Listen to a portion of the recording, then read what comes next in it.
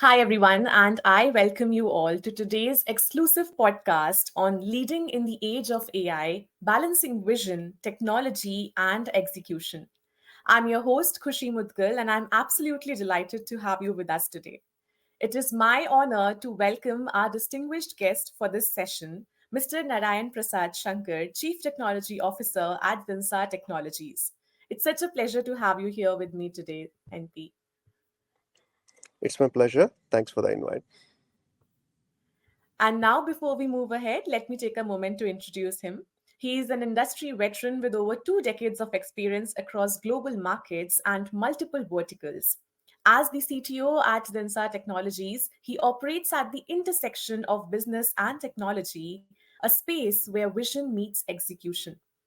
Known for his commitment to continuous learning and his hands on leadership style, he excels in environments where strategy, engineering, and client value must align seamlessly. This rare ability to balance innovation with real world delivery has defined his leadership journey and continues to shape the transformation programs that he leads. And now, about today's session. We are in an era where AI is reshaping not just products and platforms, but leadership itself. And organizations are navigating unprecedented change where decisions must balance long term vision with execution discipline, cultural readiness, and business impact. And in this conversation, our guest speaker will share these practical and deeply insightful perspectives on leading an AI driven business from managing transformation at scale to enabling the teams, strengthening the decision making, and also building a leadership culture that thrives amid technological disruption. So now, without further ado, I would like to get started. So, NP, I think I could like to go ahead with the first context of setting the stage for our community with asking you that as someone who works hands on at the intersection of business and technology, what do you think is the effective technical leadership look like in an AI driven world, and especially for engineers and developers who are aspiring to lead? So thanks for having me, Kushi. Um, I think the way I look at it is I will actually take a step back, right? I'll take a step back for around a decade and a half, how things have evolved, especially for technology people like us, and in various roles what we are playing. So earlier, technology used to be more of a backroom player. They used to be a supporting function for the businesses. So business was the prime, excuse me, and the technology used to support in terms of MIS and whatever the assistance which business would need to grow their business or things and so on and so forth. In the last decade and a half, fundamentally things have shifted. If we look at it, especially in the onset of post the digital transformation, technology has become the core, and technology is the one which actually drives business transformations of late. If you have to make a differentiate, if you have to differentiate amongst your peers, they have to employ technology, and that fundamentally has businesses have realized, and effectively from a back room or also ran or also support cast, the technology team now has gone to the boardroom, or they are in the in the table where the decisions are being made. With that fundamental shift, if anybody who is in the technology world and who is aspiring to be a leader in the coming generation, it couldn't have been any better. The way I look at it is, what is really required. Fundamentally, the technology people have to understand the business because they are now at a much more responsible position, and to drive the business strategy, because they have to understand that, so that they can even comment or they can even contribute to that particular change.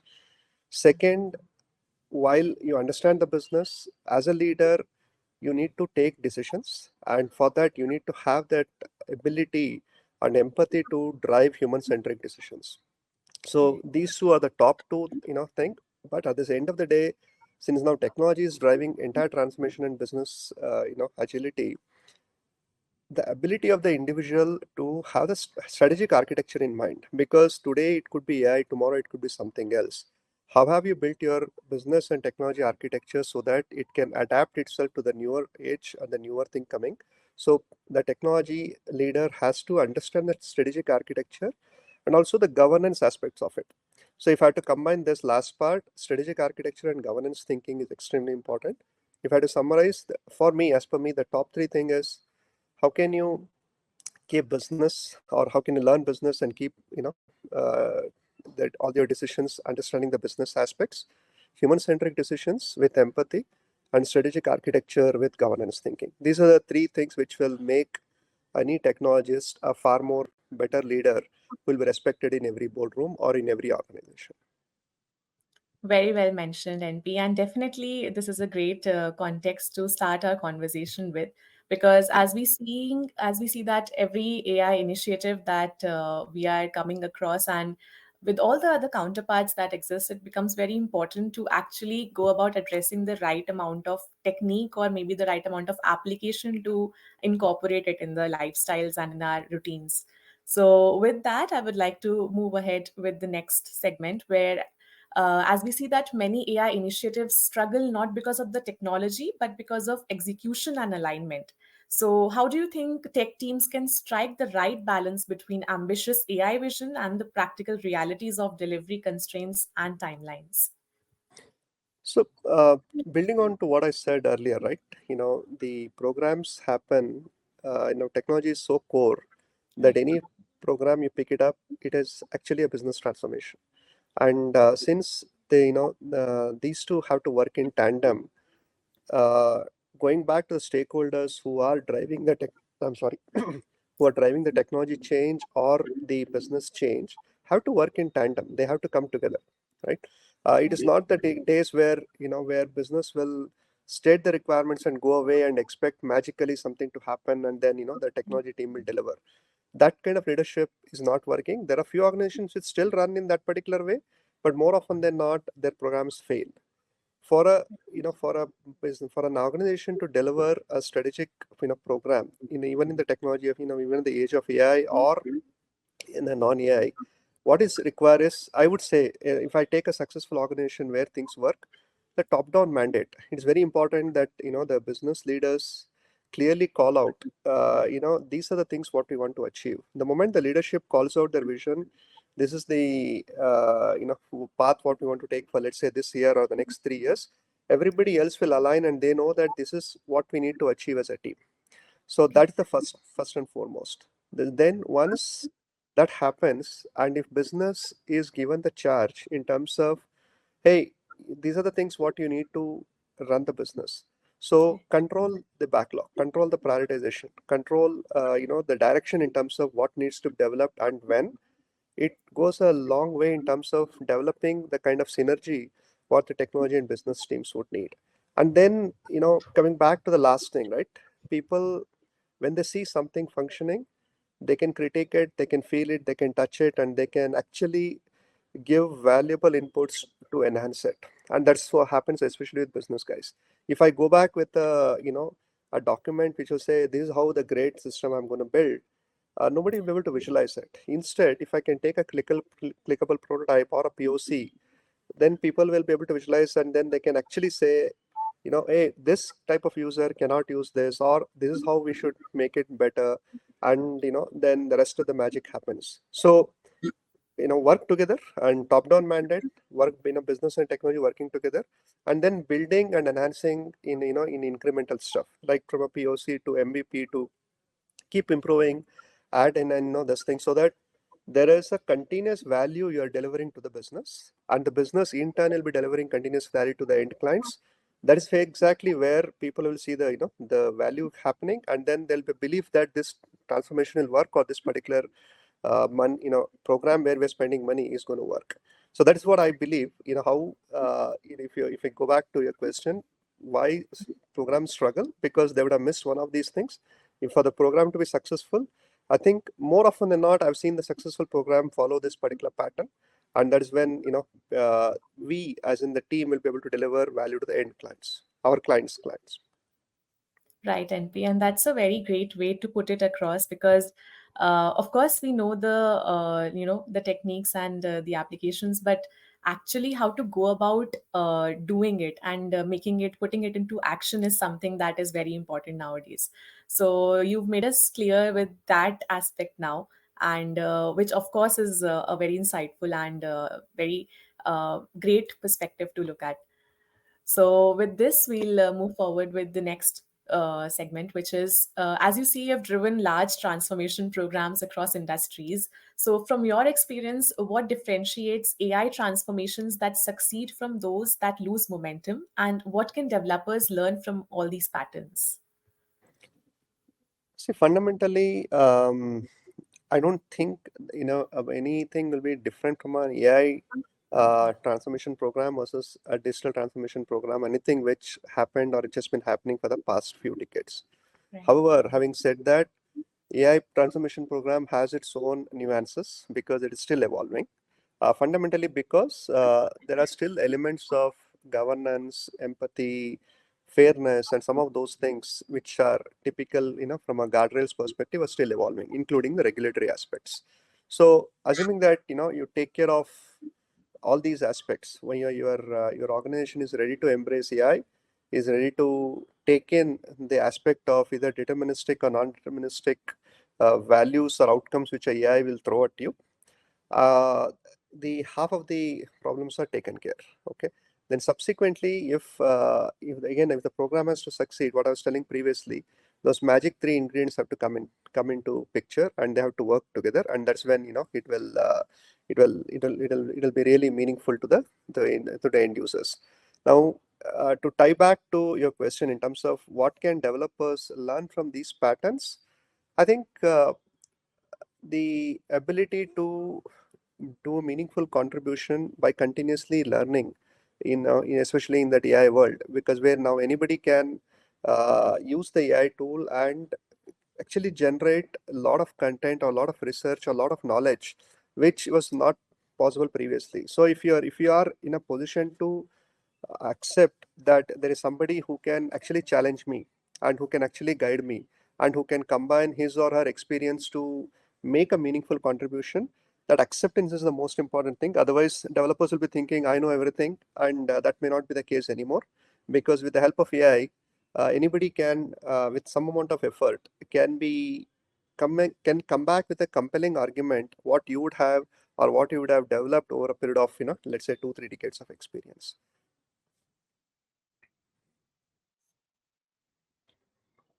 Right. And just like you mentioned, that it's always very important to make that, point very obvious that as we see all these large transformations taking place in this AI and people first leadership driven world, it also becomes important that developers are actually learning from those patterns and act accordingly building their upcoming Yeah, counterparts per yeah, se.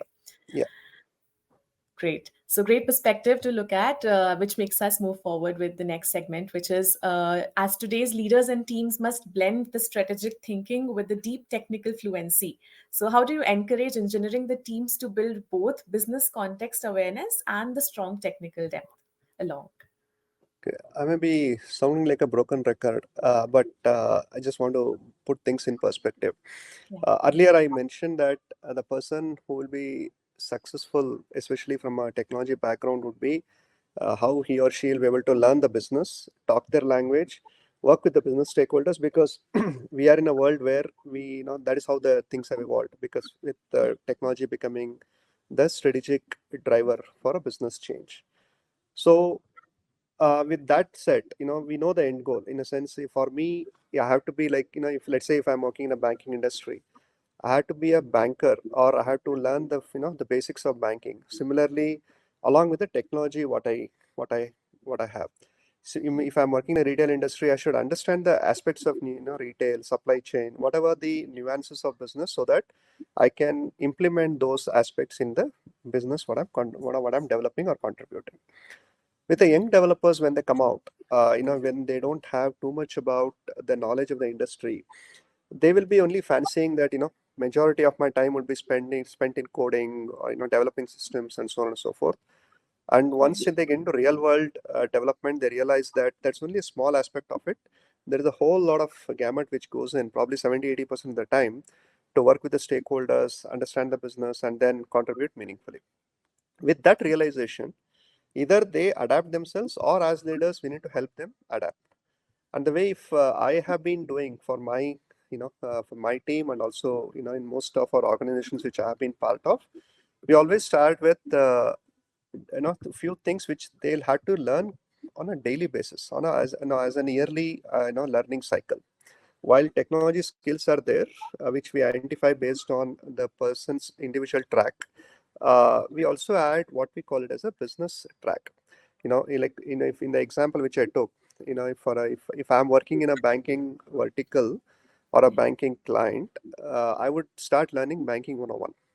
First, I Yeah. understand, what are the type of banks, retail bank, wholesale bank, how do they make money, what are the various levers which will influence their profitability, what are the Yeah. risks they carry. And similarly, I keep on improving, learning from 101 to 501, where Yeah. I can actually get to the level of specific products and the nuances of the products, regulatory impact, and how each of the things are governed.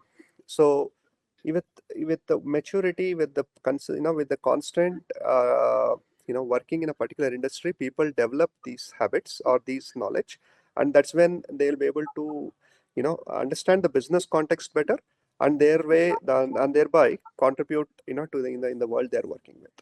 That's the way I would go with. Start with baby steps. most Yeah. most importantly, make them understand it is not only technology which matters, it is that knowledge of the business what you're working with, and then keep learning and become an expert in the area which you are very passionate about. Yes, and that's actually a great blueprint to, provide to all of the budding techies and everyone in the space who is trying to make these particular actions into the proper, insights and expertise that we are learning from you.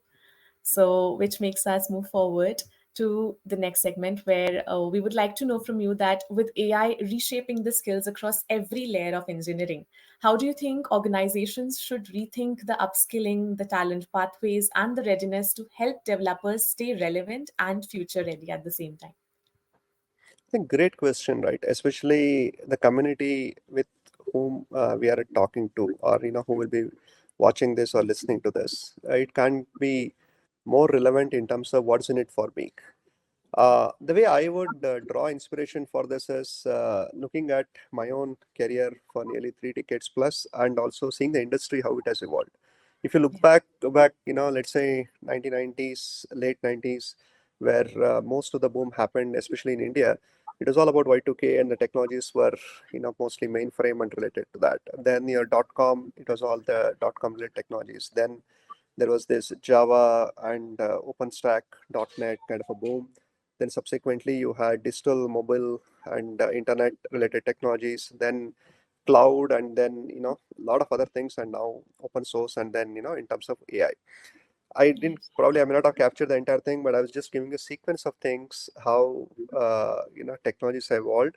And if you look at it, a person who would have started as a particular, let's say, a database developer, he would have transformed himself to a data warehousing expert, and then Yeah. subsequently today he may be a data science scientist, or he may be a AI expert, because he evolved from a basic understanding the data structures to how he can add value in terms of using AI for a business transformation. That is mostly one of the career path what an engineer would have taken. Similarly, you can draw uh, paths for a different type of a developers today, and you will see a similar pattern. Just the technology things would have changed, or they would have become, let's say, somebody who was a good technologist, but he went on to become a great program manager, or he went on to become a good product manager. Some of those lateral shifts also happened, but people have evolved. I've seen everybody evolve in this industry. Now, uh, back to your question with that context, if the AI reshaping everything, how do how do the organizations create the learning pathways? Yeah. So, if as I said, this has already happened. There is a blueprint which has already seen, and as an organization, let's see, if I take our own stuff, we have developed 3 or 4 pathways, and in the initial thing, it is fairly deep for a particular person, depending on where he or she is evolved. And at a particular cross junction, you can actually branch off. Like, the example I took, a developer can go on to become an architect, right? That's a one pathway. A developer can go on to become a delivery person, and the juncture where it will change is probably after a technical lead. And whereas, and then if I want to become a product manager, then it's a different path. So these pathways are already there. and it is just a matter of individuals picking up what really works for them, what they're really passionate about. Now, the last part which you said is, uh, how it's basically relevant and future ready. Yeah. And this is again how I will pick up the relevant skills because I know what is coming up. For all you know, post this AI era, depending on the way things are advancing, it could be quantum. If quantum is the one, how do I start learning something today so that I can be ready 2 years from now? So that is how I think career path will evolve. It has been, there in the path. It has evolved and it has created all of us where we started from a particular place and we have all, found out our niche and we are pursuing our passion. Same thing would happen and same thing would continue as well. And definitely, NP, this is something that we all have been looking forward to, with this insightful perspective that you just mentioned, that how the transformation is coming and how we need to embrace it and also address and make it convenient to that it can work out for all our endeavors, and how we are moving forward with these contextual business and technical awareness that we are looking forward ahead. So with this, I would like to move forward with the next question. That is, as you see that AI, cloud, and automation are redefining how modern systems are built. So, what does a future ready AI operating model look like from a developer's perspective? And what principles should guide them, the team building for the next decade, per se? And a very interesting question. Again, something even like the previous one, it is something which developers and everybody will be looking forward to, especially who are in the cusp of redefining their own careers. The way Yeah. I look at it, right? Again, I'm going back to drawing experience from my own career. What I've seen is fundamentally the the boxes, architectural boxes of technology have not changed that much. Your compute is still more, the aspects involved in the computing is still the same. Your databases, you may store it in a different way, structured, unstructured, but the logic of storing data has not changed. Your transaction systems, how do you manage transactions? How do you manage concurrency? Some of those things have not changed. Your earlier probably it used to be one monolith. Now it is distributed systems to manage your load and everything. It is slightly different. Security aspects have not changed. What I'm trying to say is become an expert in one or related technology stack.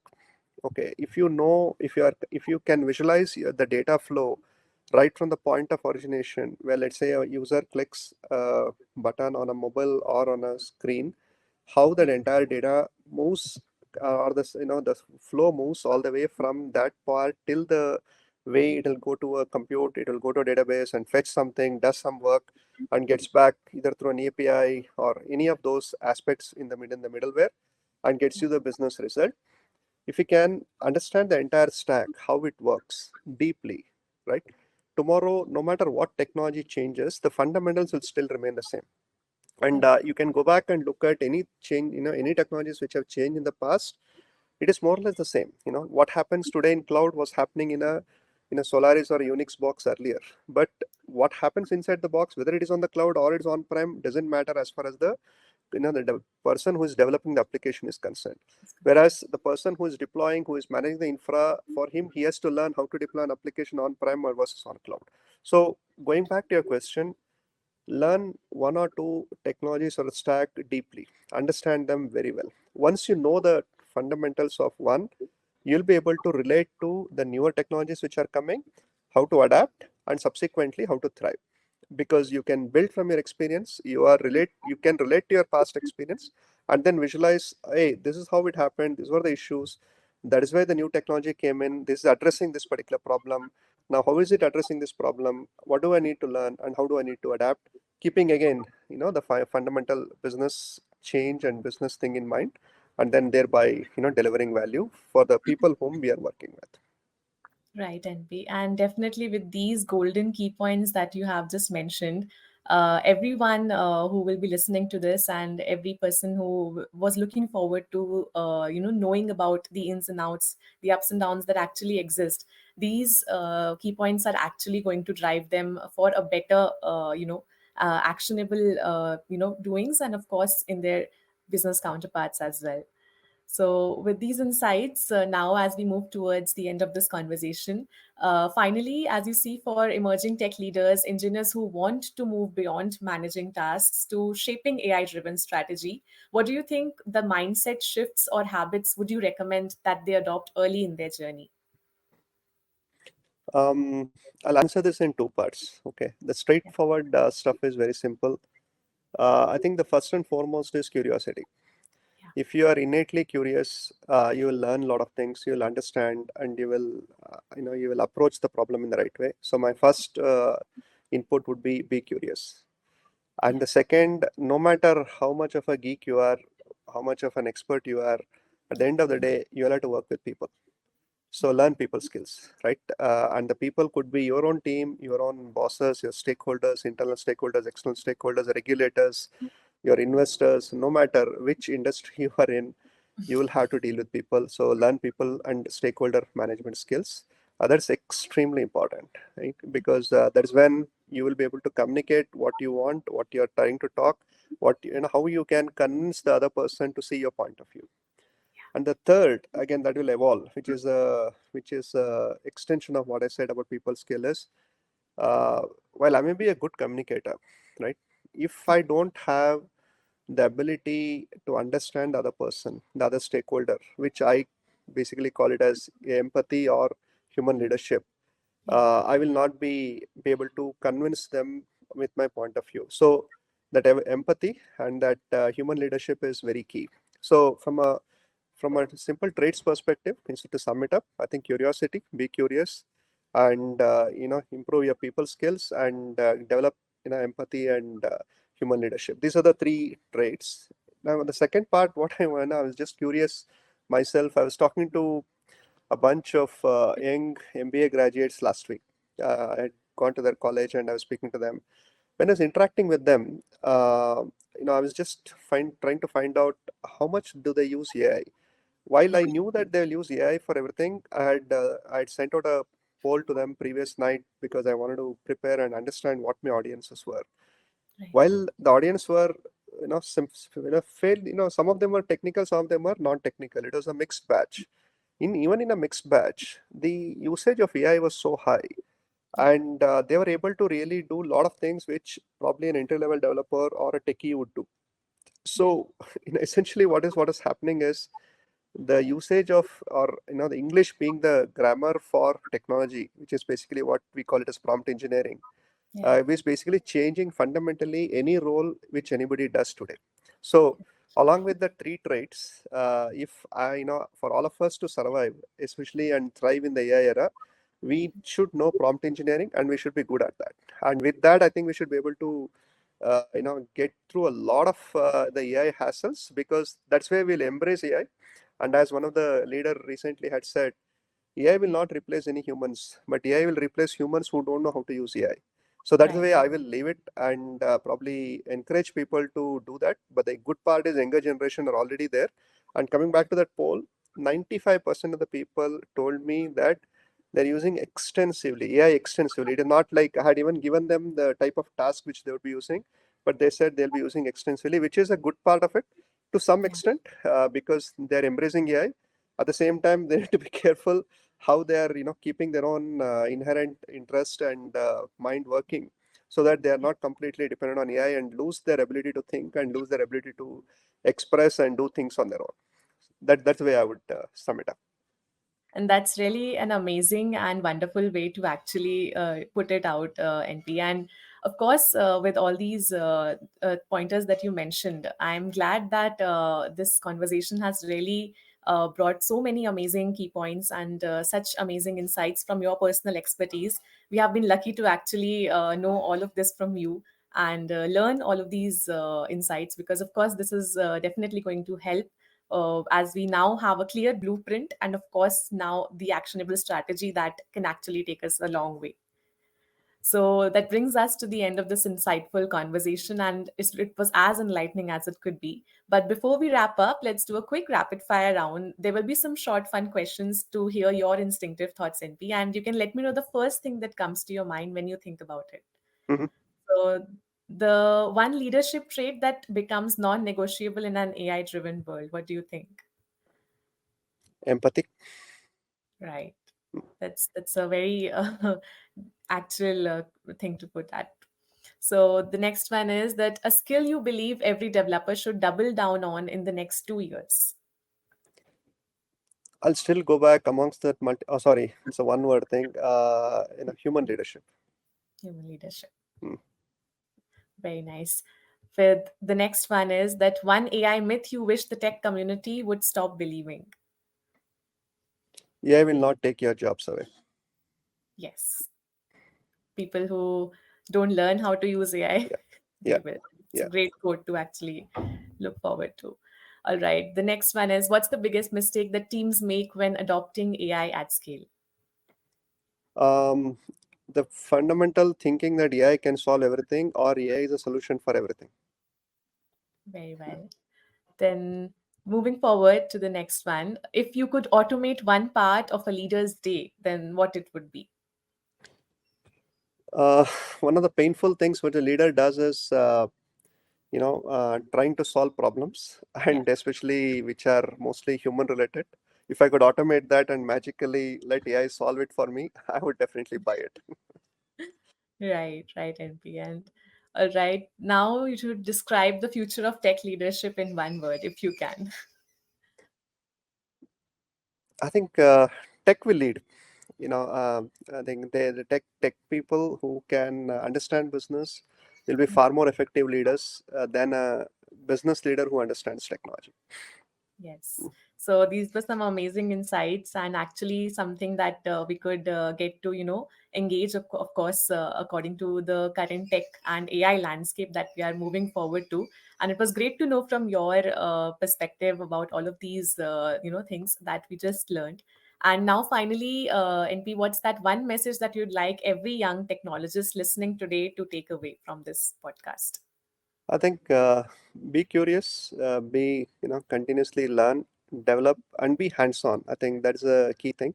No Yeah. matter the level of hands-on what you guys are on, don't give up technology away because I've seen many people starting off as great technology, diversifying into something else, but keep that technical ability with you because technology has become so mainstream. It couldn't have been a better time to be a technologist than any time in the last 30 to 50 years. So, go there, enjoy, keep learning, and create business value. You will be the most priced commodity in every business, every company, every unit you're part of. And definitely, with your insights that we just unveiled in this enlightening conversation, I'm sure that everyone has got a better way, a better actionable plan, a better blueprint for every counterpart that they are moving forward to. So I am glad, and of course, this is going to be an conversation that everyone will look forward to. So that brings to the end of this truly insightful conversation. And what becomes clear is that leading in an AI first world is no longer about choosing between vision, technology, or execution. It's about harmonizing all the three. And Exactly. today we explored that how effective leaders cut through the noise, they turn AI ambition into real outcomes, and they also build teams that are adaptive, skilled, and deeply aligned with business value. So it was really great, NP, and thank you once again for sharing such sharp, actionable, and future ready perspectives with us. It's really been an absolute pleasure hosting you for this podcast. Thank you so much. It's my pleasure. Thanks for having me. And to our listeners, thank you for tuning in. We hope you're walking away with meaningful insights on what it truly takes to lead, deliver, and grow in the age of AI. Until next time, this is your host, Kushi, signing off. Stay curious, stay innovative, and keep leading with intent.